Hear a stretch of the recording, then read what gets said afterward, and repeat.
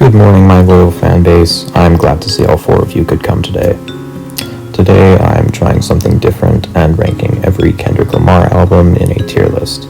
I've recently developed a large interest in music and wanted to try making a video around it. And seeing as one of my favorite artists today is Kendrick Lamar, I'll start by ranking every album he's created. Although the Black Panther OST and Overly Dedicated don't count. Side note, this tier list is formatted a little differently. Instead of doing the typical ranking of multiple albums in one tier, I've decided to put one album in each tier and rank them by number, with 1 being the highest and 6 being the lowest. I did this mainly because the quality difference between Kendrick's albums are so slim that almost every album would be an S tier. Seriously, all of these are amazing and you should listen to most of them before watching the video. Although you wouldn't be missing much with the album in tier 6, that being Entitled Unmastered is a compilation album of 8 unused Kendrick Lamar songs wrapped into a fun mystery box of an album. Every track is left untitled except for its number and date of recording. Despite this album being the lowest on the tier list, it's actually a very fun album.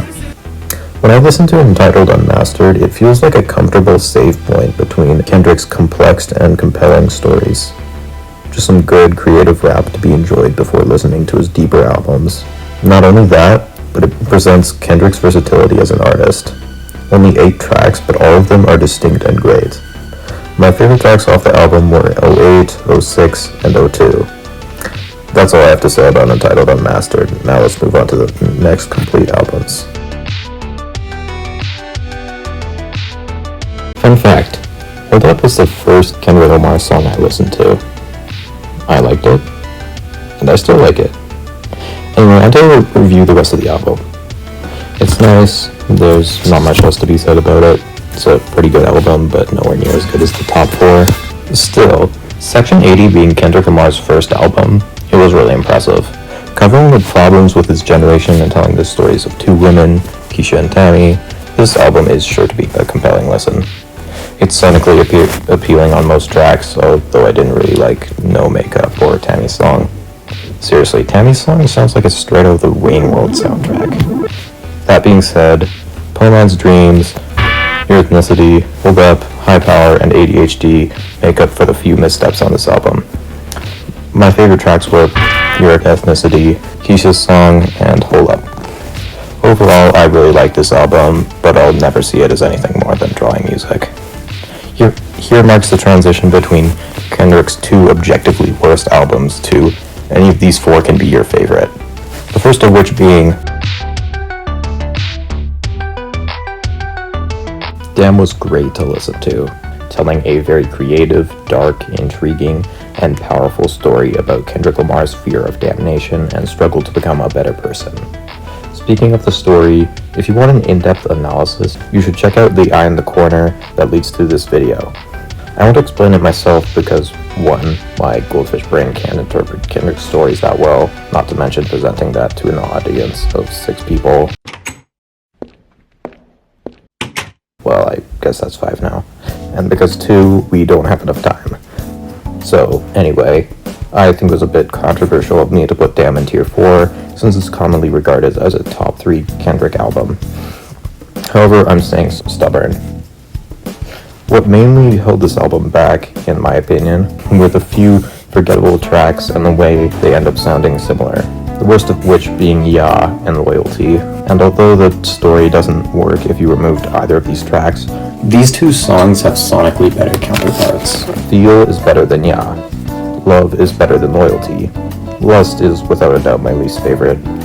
But the 3 bad tracks out of the way, when this album is good, it's really damn good. Pride is basically better than the entirety of Entitled Unmastered combined. The midway point hits so hard. Emo and Humble are similarly aggressive tracks, but both are so iconic and well crafted that neither one can replace the other. My only complaints are when fans say stuff like, Fear is so underrated, or XXX needs more attention, but like, who is hating on either of those?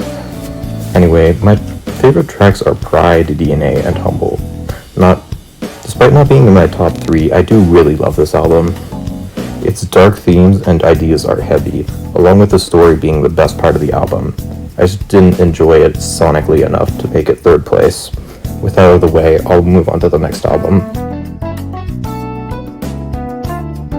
After his 5-year hiatus, Kendrick Lamar returned with a wonderful new concept album, Mr. Morale and the Big Steppers. The album goes in-depth about Kendrick's generational trauma, his relationship issues, and the unbearably high expectations that come with being a celebrity. This is the first album on this tier list where I liked every song included on the album. The story was incredible and emotionally impactful, especially on the tracks like Father Time, Mother I Sober, We Cry Together, Mirror, and Auntie Diaries. Additionally, I love the themes of celebrity worship present in Crown and Savior. I think the subtlety of the thorn crown in the album cover conveys this well. To me, it's a small way of communicating early on that Kendrick will be covering that his fans hold him up to a far too high expectation. I think it also represents the idea that Kendrick mocks his own form of authority, as Jesus was also forced to wear the crown to show his flaws and ridicule his claim of authority. Although I'm not religious, so I won't discuss on that anymore. And I don't claim my theory is correct. Additionally, I appreciate the trans-out relationship on the Auntie Diaries. Overall, great album. My favorite tracks were Die Hard, United in Grief, and Savior. On to the next two albums, and I'm sure you all know the top album on this one. After all, why on earth would I choose Good Kid, Mad City over what is considered one of the greatest rap albums of all time?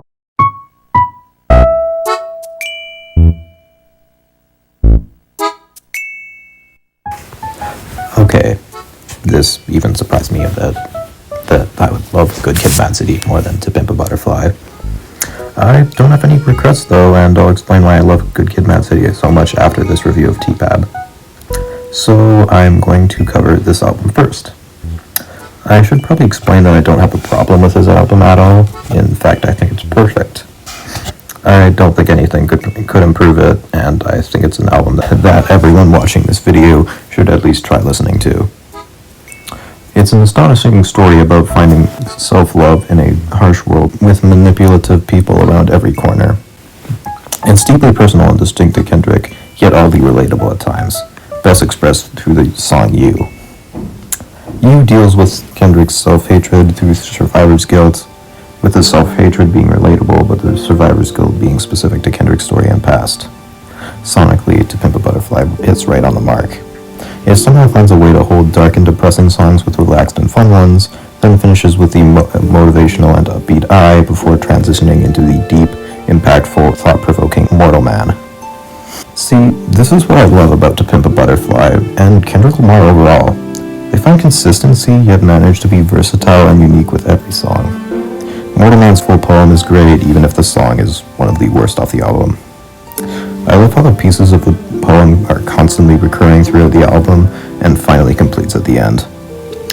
Favorite tracks are Black of the Berry, Wesley's Theory, and How Much a Dollar Cost. This is another one of these three albums where I like every song, and again, I think this album is perfect. If we're based on how I would critically rate the albums, T-Pab would be right at the top. But of course, it's not. Sing About Me.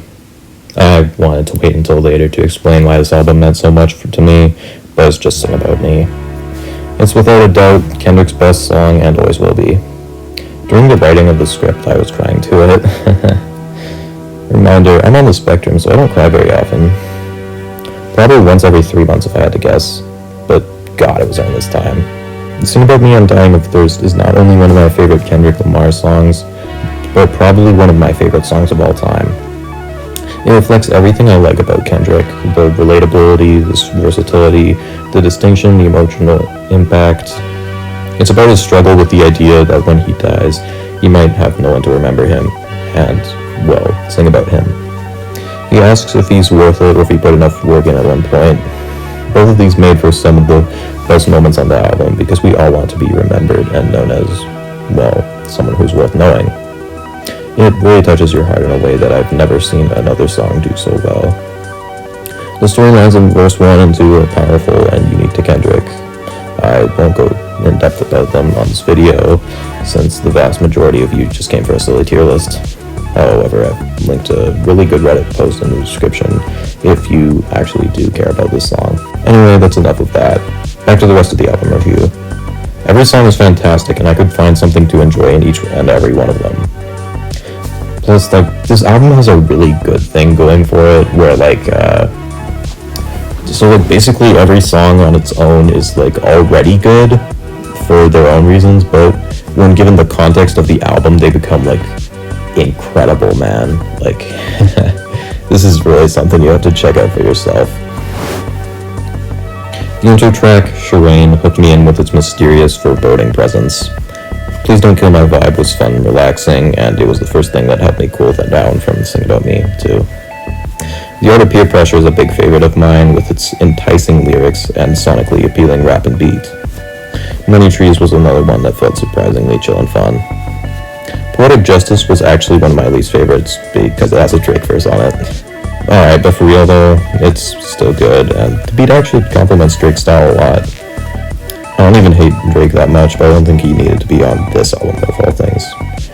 He's good, but he isn't this good. Speaking of good kid, eh? Oh, come on, man. You didn't even try. God, that was the worst thing I've ever f***ing said. But anyway, Good Kid is underrated. This song's great. Mad City was enjoyable too. Swimming Pools is awesome, chill and cool, yet wonderfully alive. Sounds exactly how it should and easily became one of my favorite tracks. Compton is so underrated, like, I can't believe this. Some people say this is the album's worst. Dramatic, loud, and upbeat, giving a sense of accomplishment for not only Kendrick's journey, but for the audience in finishing this album. The story and setup through all the tracks is fantastic, played over sonically great beats. Again, the emotional climax on Sing About Me makes for the most well-crafted song I've ever heard. I love this album. Easily my favorite out of every album I've heard. Some of my favorite songs on here, too, with the best being Sing About Me, Swimming Pools, and The Art of Peer Pressure. You should definitely listen to this album. It was a huge treat for me, and I hope it will be for you too. Everyone watching this, listen to every Kendrick album, if you have the time. They're all wonderful. Maybe your favorite will be a different one. If you already have one, tell me in the comments, or I'll leave a tier list of your own in my Discord. Would you like more videos like this? If so, leave a comment and let me know. I actually really wanted to do a video just ranking my favorite albums in general. Like, I think that'd be really fun. And like, if you guys are interested in my music opinions, then yeah, I'd love to make that video. But anyway, that's all for the day. Thanks for sticking to the end. Good night.